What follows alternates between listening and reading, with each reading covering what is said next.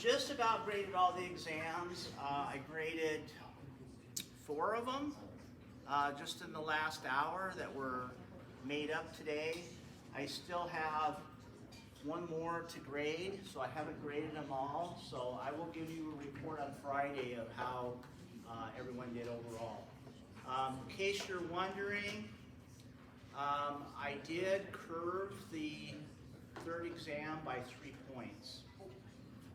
Okay, so there was a 3-point curve built in. All right, but after I did that and I looked at the distribution, it was a very nice bell-shaped curve. It was almost a perfect bell-shaped curve. So it wasn't skewed one way or the other. All right. Now the last 4 I haven't added that to the total, so I don't know how that's going to affect the average. That, if anything, that's going to skew it up towards the A range, or closer to the A range. Probably not all the way up there, but closer to it. So I'll give you a report on that on Friday. So today we're going to talk about sodium and potassium balance. Now, the good news is that the mechanisms that are involved in regulation of sodium and potassium are the exact same mechanisms that are involved in regulation of water. So what were the 3 different mechanisms involved in regulation of water?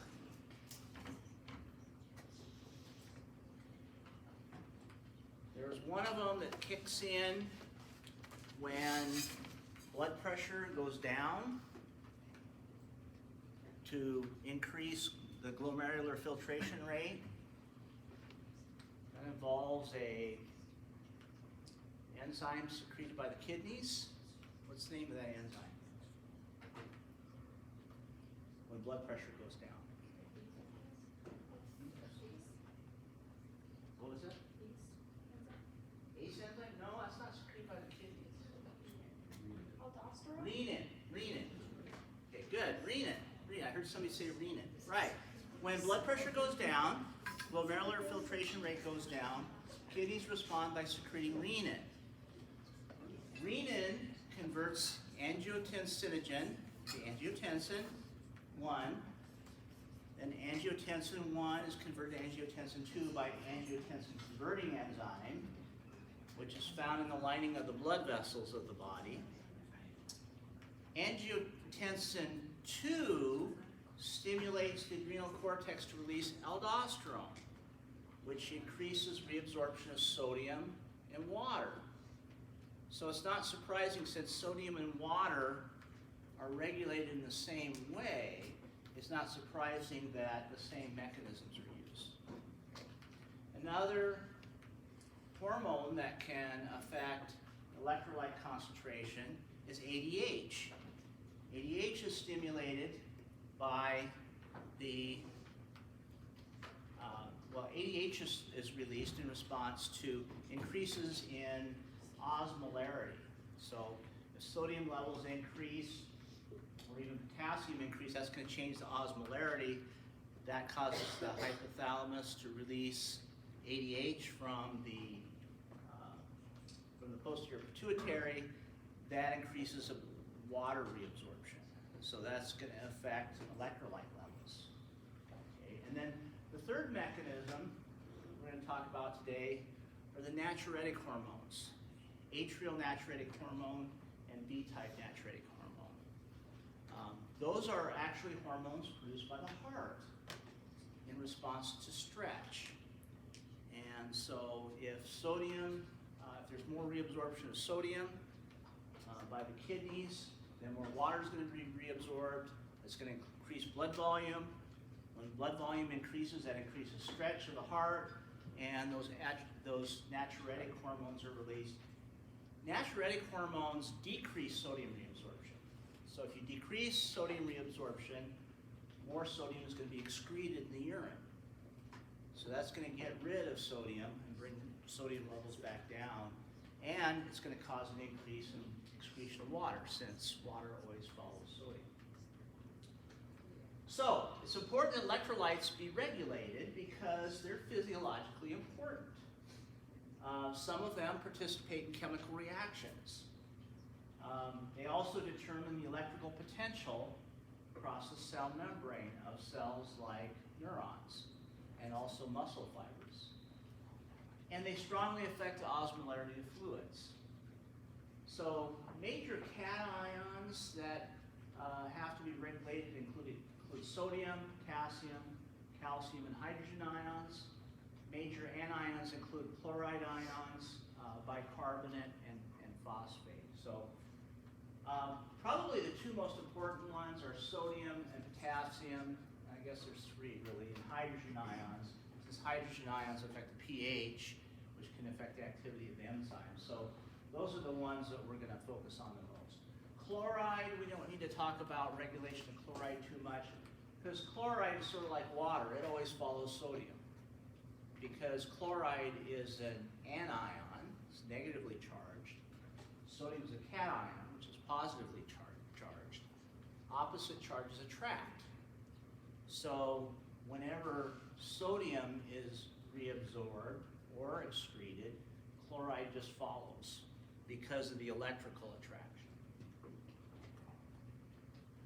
So the concentration of the extracellular fluid and the intracellular fluid is the same overall. In other words, it has the same osmolarity, which turns out to be about 300 milliosmoles.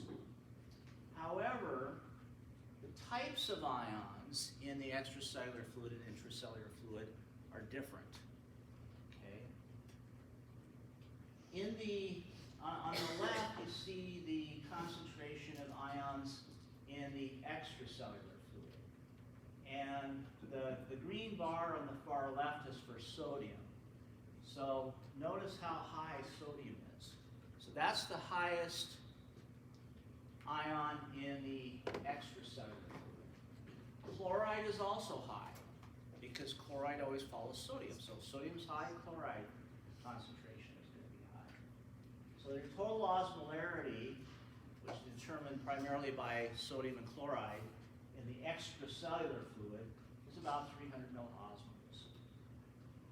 Then over on the right, that's the concentration of electrolytes in the intracellular fluid.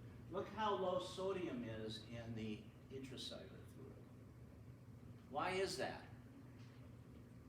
Why is sodium so much lower on the inside of cells?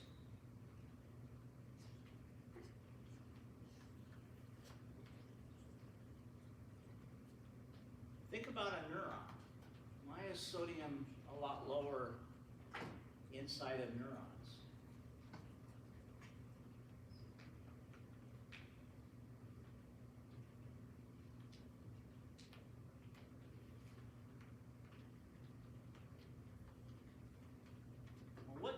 What produces that concentration gradient across the cell membrane of neurons that produces the resting membrane potential?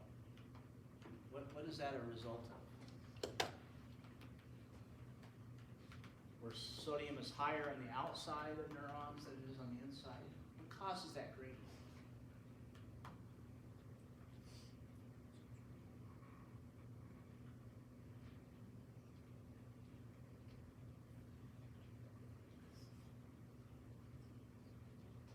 That can't just happen by chance, can it? Because anytime you have a gradient from higher to lower, it's going to diffuse from higher to lower, and the gradient eventually will be dissipated.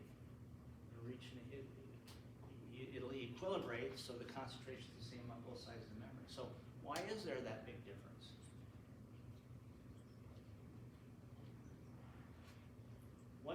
What transport mechanism is involved?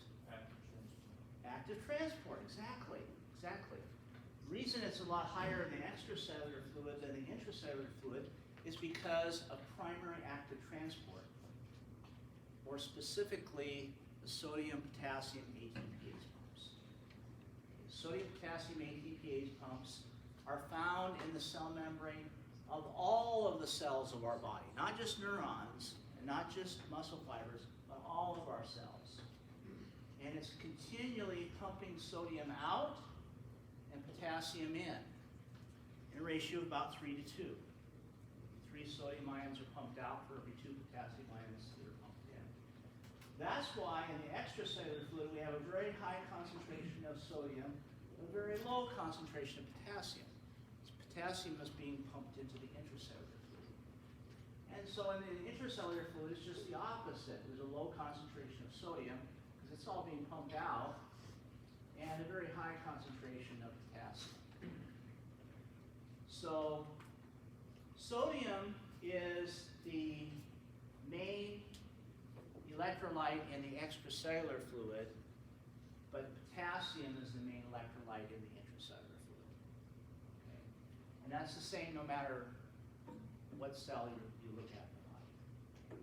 All cells have that because that's how cells balance the solutes on the inside and outside of cells, because there's a higher concentration of protein on the inside of cells. To offset that higher balance of protein, sodium and potassium pumps have to pump sodium out, because sodium is a relatively relatively impermeable in the cell membrane. So once it's pumped out, unless you open up gated channels, the sodium stays outside of the cells. Okay, so let's talk about sodium balance first.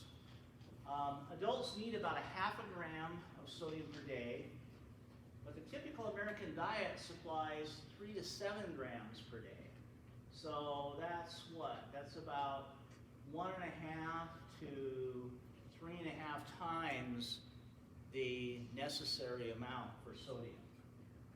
So sodium deficiencies are relatively rare in developed countries like the United States. And as I said at the beginning of class, sodium balance is controlled by the same mechanisms that control water. And water is controlled by the hormone aldosterone, ADH, and also natriuretic peptides. So this is a diagram showing how, this actually shows how both sodium and potassium can be regulated. So up here on the top, right in the middle, shows what happens if our sodium levels are lower than normal. Okay? If sodium levels are lower than normal, sodium directly stimulates the release of aldosterone from the adrenal cortex. That's independent of the renin-angiotensin-aldosterone system. So if sodium levels are lower than normal, then less aldosterone is going to be released by the adrenal cortex. That's going to lower levels of aldosterone. With lower levels of aldosterone, you're going to get less reabsorption, lower levels of sodium,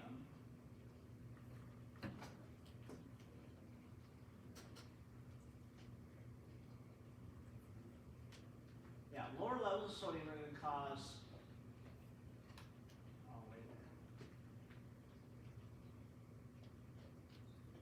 lower levels of sodium actually stimulate the adrenal cortex to secrete aldosterone.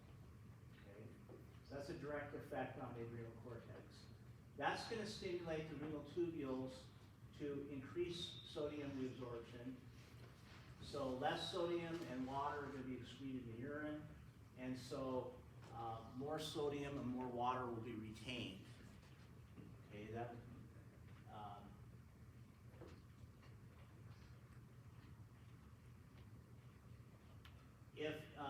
And then also if potassium levels are higher than levels, so low sodium or higher than normal levels of potassium will also stimulate the release of aldosterone from the adrenal cortex. And since potassium is secreted at the same time that sodium is reabsorbed, that's going to mean more potassium is secreted, and so you'll end up more potassium being removed from the body by the urine. Okay. So there's a direct effect of lower than normal sodium or higher than normal potassium on the release of aldosterone from the adrenal cortex. So how does aldosterone do this? Well, There's aldosterone receptors located in the ascending limb of the nephron loop, the distal convoluted tubule, and the cortical collecting ducts. And aldosterone is a steroid, and it binds to nuclear receptors in those tubular cells. And the aldosterone receptor complex then activates transcription of a gene for the sodium-potassium ATPase pumps. So that increases the number of sodium-potassium ATPase pumps in the cell. So the cell can insert more of those pumps in the plasma membrane, and within 10 to 30 minutes, it's enough to produce a noticeable effect. So it takes about 10 to 30 minutes for aldosterone to take its effect. The tubules then reabsorb more sodium and secrete more hydrogen and potassium. And so water and chloride passively follow sodium. So you'll get more sodium and more water retention. Now, you might think that would drastically reduce the amount of urine volume, because with more water being reabsorbed, which is following the sodium, there wouldn't be as much water left to be excreted. However, even in cases where people's adrenal cortex produces too much aldosterone, blood volume is rarely more than 5 to 10% above normal. And that's because the increase in blood volume increases the glomerular filtration rate, and the more filtrate the more plasma you filter by the kidneys, the more water is excreted. Because even if ADH levels are high, our kidneys are not 100% efficient. They can't reabsorb all the water that's filtered. There's always going to be a certain percentage that ends up getting excreted. There has to be, because there has to be something to carry the waste products out of the body. And so you're always going to lose a certain amount of water in the urine. And if you increase glomerular filtration rate, you're going to increase the amount of plasma that's filtered. You're going to lose more water. So even though aldosterone increases blood volume doesn't really change that much because of the increase in glomerular filtration rate. All right, another hormone that can affect sodium and potassium is antidiuretic hormone. Now, antidiuretic hormone primarily affects water reabsorption. But by affecting water reabsorption, that can affect the osmolarity of body fluids. The more water that's reabsorbed, the more total body water you have, the more dilute those electrolytes are going to be. So it's going to affect concentration of sodium and potassium. But unlike aldosterone, ADH can change sodium concentration of the plasma. Okay? Aldosterone can't change sodium concentration because water always follows sodium in a proportional amount. So it may change blood volume, but it doesn't change the sodium concentration. However, by changing the amount of water that's reabsorbed, that changes how much the electrolytes are diluted, and so that can change their concentration. So if you have a high sodium concentration in the blood, that causes the posterior pituitary to release ADH. Because with a higher osmolarity, that stimulates the osmoreceptors in the hypothalamus. That causes an increase in ADH release. So when more sodium, that causes the kidneys to reabsorb more water, which slows down any further increase in sodium concentration. But ADH alone can't lower sodium concentration by itself. It also requires the ingestion of water to dilute the sodium. But if sodium levels are elevated because a person is dehydrated, it's also going to make you thirsty, and it's going to give you the desire to drink. So as long as there's water available, person's going to drink, and that's going to help to bring sodium levels back down by diluting the sodium. So this doesn't, ADH doesn't affect the amount of sodium in the body, but it affects the concentration by varying amounts of water that are reabsorbed. All right, then the third hormone that affects sodium and potassium are atrial natriuretic peptide and B-type natriuretic peptide, which was first referred to as brain natriuretic peptide because it was first discovered in the brain, even though it's produced by the ventricles of the heart. So both of those inhibit sodium and water reabsorption and the secretion of renin and ADH. Primarily it inhibits sodium and water reabsorption by inhibiting the activity of the sodium-potassium ATPase pumps in the distal tubules. So if less sodium is reabsorbed, then more sodium and water are excreted in the urine. And so atrial natriuretic peptide and B-type natriuretic peptide oppose the effects of angiotensin II and aldosterone. And it can do that by activating sodium hydrogen antiport proteins in the proximal convoluted tubule, increasing sodium, angiotensin II opposes the effects of ANP and BNP by increasing sodium reabsorption.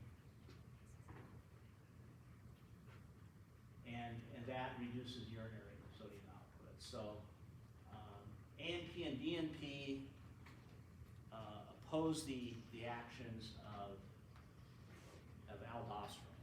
Aldosterone increases sodium reabsorption, ANP and BNP decrease sodium reabsorption.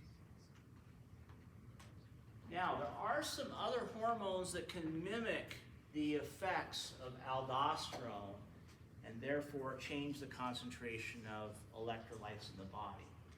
One of these is estrogen. Estrogen actually mimics the effect of aldosterone, thereby increasing sodium reabsorption and water retention during pregnancy and during the first part of the menstrual cycle. That's what causes women sometimes to retain water at certain times of the month. Progesterone, on the other hand, reduces sodium reabsorption and has a diuretic effect. Progesterone is produced following ovulation, so primarily during the second half of the menstrual cycle. Also, high levels of glucocorticoids. Glucocorticoids are hormones produced by the adrenal cortex that regulate blood sugar. And those also promote sodium reabsorption and edema. Edema is swelling caused by accumulation of water in the interstitial fluid.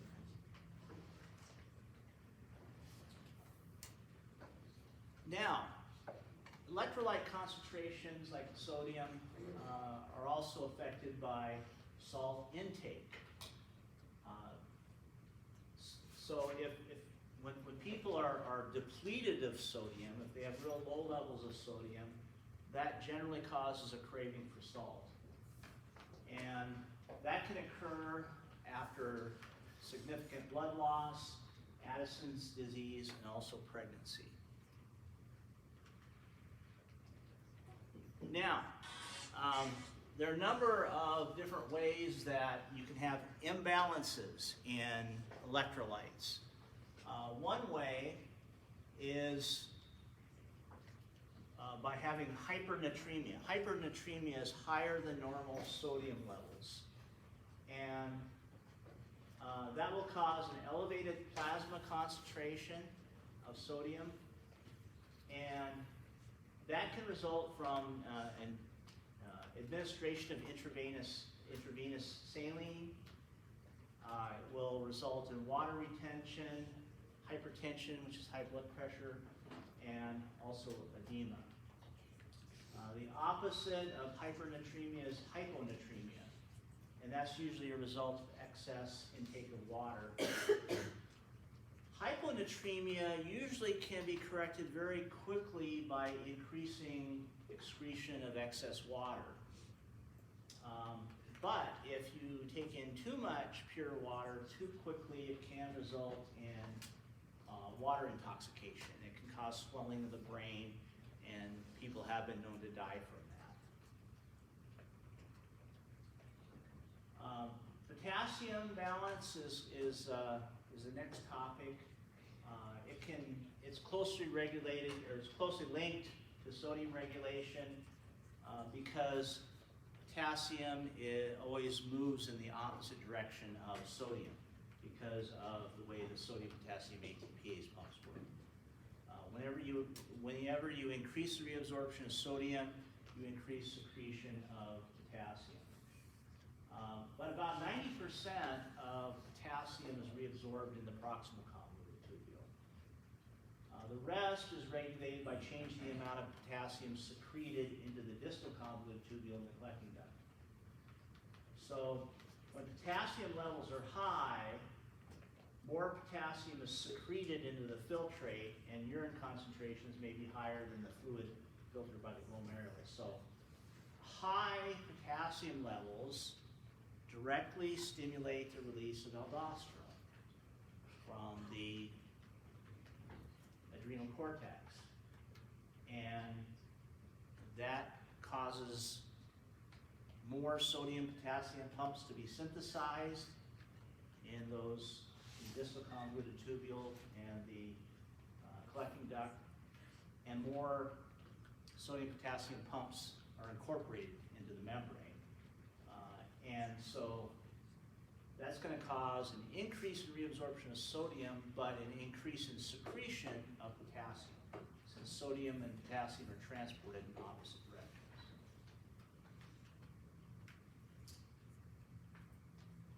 So potassium, therefore, is secreted by the action of sodium-potassium pumps.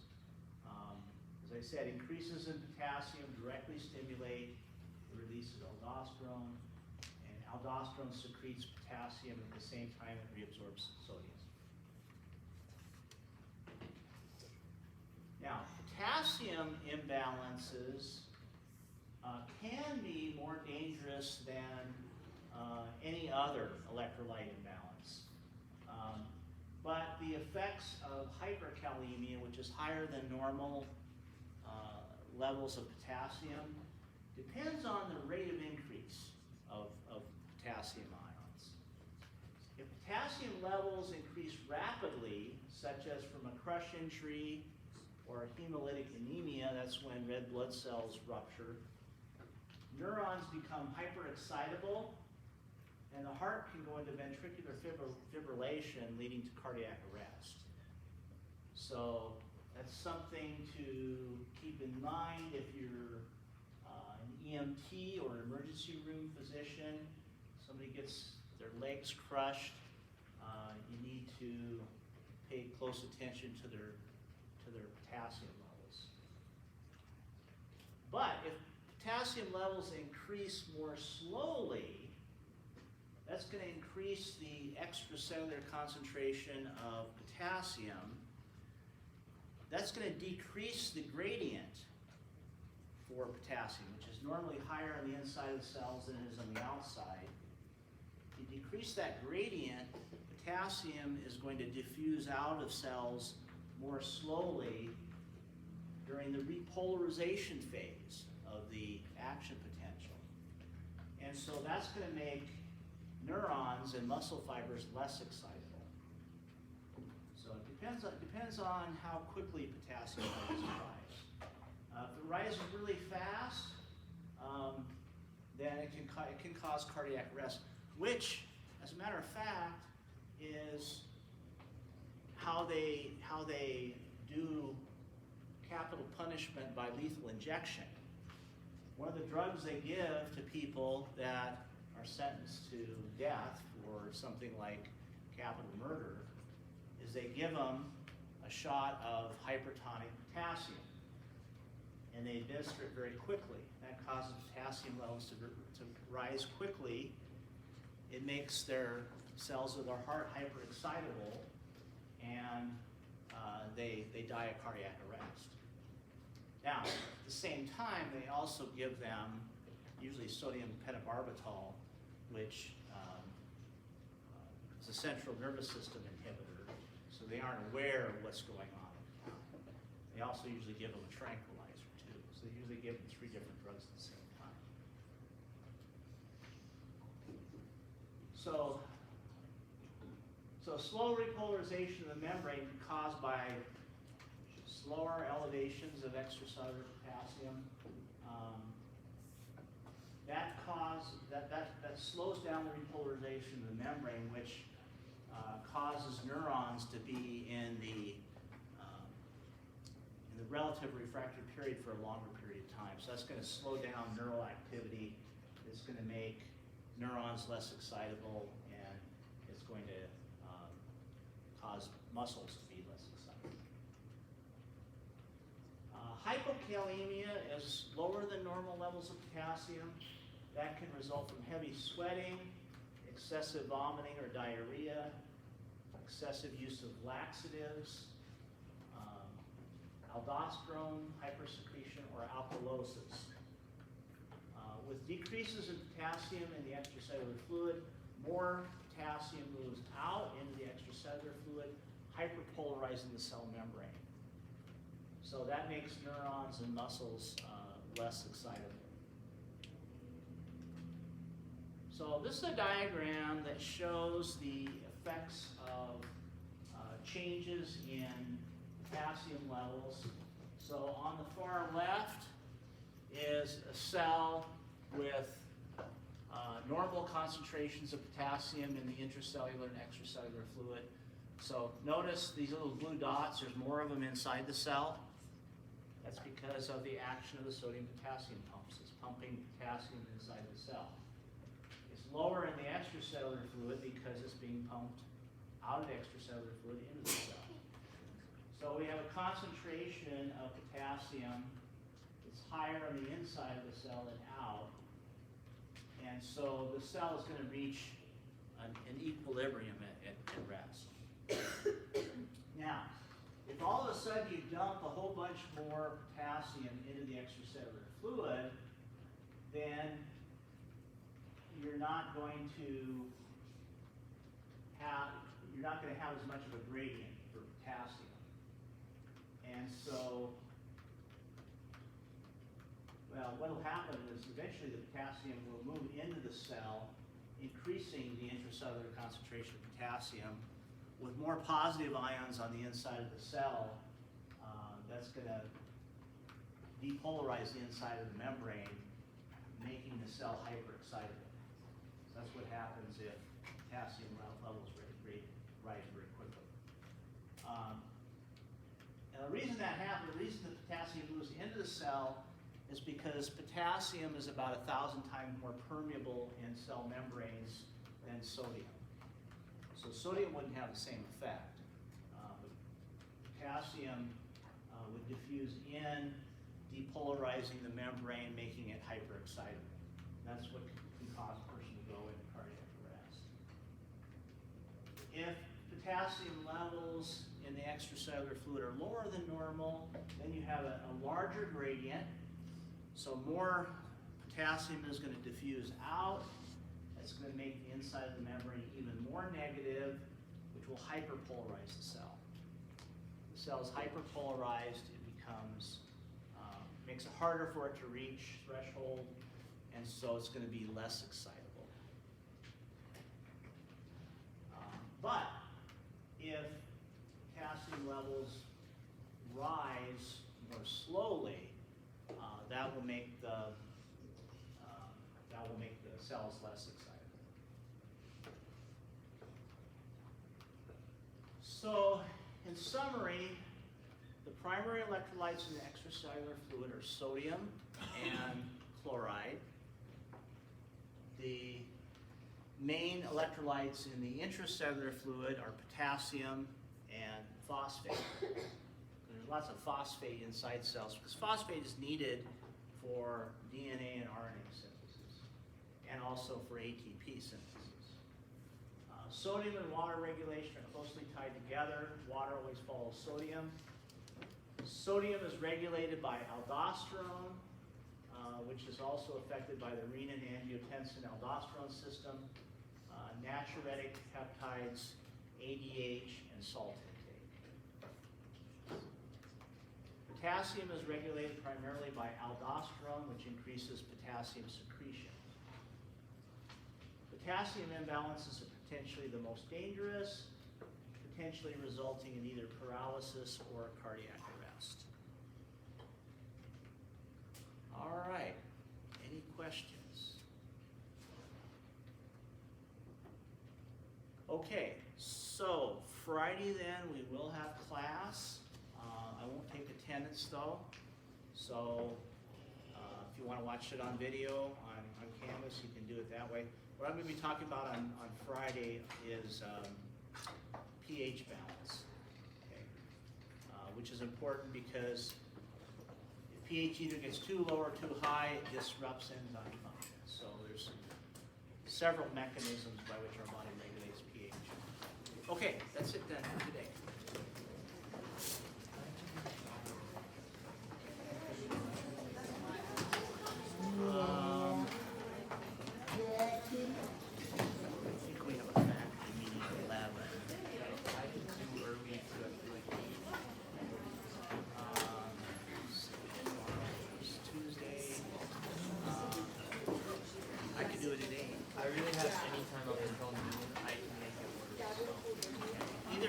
Either 8 or 11. The only time they're working. So I got a question for you.